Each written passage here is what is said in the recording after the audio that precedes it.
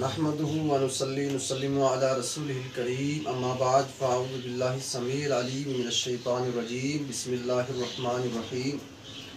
ان الله وملائكته يصلون على النبي يا ايها الذين امنوا صلوا عليه وسلموا تسليما اللهم صل على سيدنا محمد وعلى ال سيدنا محمد واصحاب سيدنا محمد وبارك وسلم صلاة وسلام عليك يا رسول الله صلى الله تعالى عليه وسلم۔ کتابت حدیث کے تعلق سے جو سلسلہ در سلسلہ ہم چل رہے تھے، تو اسی تعلق سے آج ایک حدیث سنیے گا جس کو امام مسلم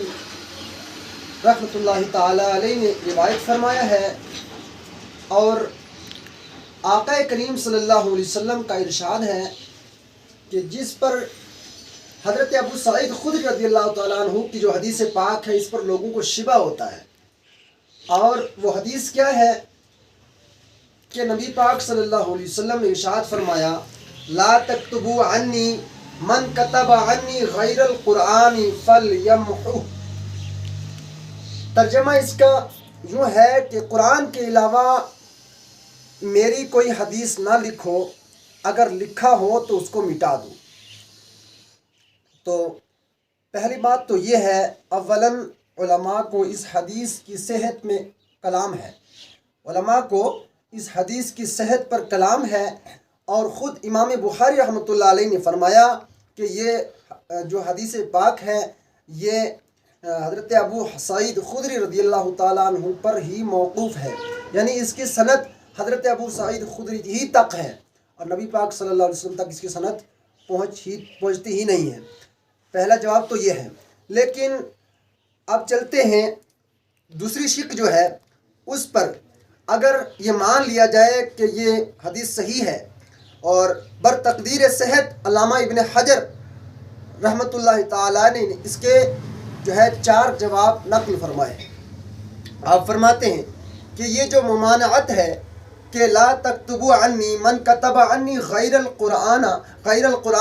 فلیمحہ، کہ جس نے جو قرآن کے علاوہ میری کوئی حدیث نہ لکھو، اگر لکھا ہو تو اس کو مٹا دو۔ تو فرمایا کہ یہ مٹانے کی جو ممانعت ہے، یہ ممانعت نزول قرآن کے وقت کے ساتھ خاص ہے، جب قرآن عظیم نازل ہو رہا ہو۔ فرمایا کہ یعنی جب قرآن نازل ہو رہا ہو اور جب میں قرآن لکھوا رہا ہوں تو اس وقت صرف قرآن ہی لکھو، قرآن کے ساتھ حدیث مت لکھو۔ تو ایک جواب تو یہ ہے، اور دوسرا جواب، حدیث و قرآن کو ایک ہی چیز پر مت لکھو، مطلب جس جگہ پر اور جس چیز پر جو ہے قرآن لکھا ہے وہیں حدیث مت لکھو، بلکہ ان دونوں صورتوں میں قرآن کا حدیث کے ساتھ اختلاط کا اندیشہ تھا، اس لیے یہ ممانعت کا حکم جاری فرمایا۔ اب جواب نمبر 3، ممانعت کا جو حکم ہے وہ حکم مقدم ہے، یعنی بالکل ابتدائی دور میں تھا، اور بعد میں جب قرآن کے ساتھ احادیث کے التباس کا بالکل خطرہ نہ رہا، بالکل اندیشہ نہ رہا، تو احادیث لکھنے کی جو ہے آپ نبی پاک صلی اللہ علیہ وسلم نے اجازت عطا فرمائی کہ حدیثیں لکھو۔ اور جواب نمبر 4، کہ جس بارے میں یہ اندیشہ تھا کہ اگر یہ لکھ لیں گے تو زبانی یاد نہ رکھیں گے، جس بارے میں یہ اندیشہ تھا کہ اگر لکھ لیں گے، کہ صحابہ کرام لکھ تو لیں گے لیکن زبانی یاد نہ رکھیں گے، تو صرف کتاب کے بھروسے پر رہ جائیں گے، انہیں حدیث لکھنے سے منع فرمایا کہ حدیث مت لکھو، یعنی اگر لکھی جائے گی تو وہ صرف وہ کتابت کی کتابت ہی رہ جائے گی، اور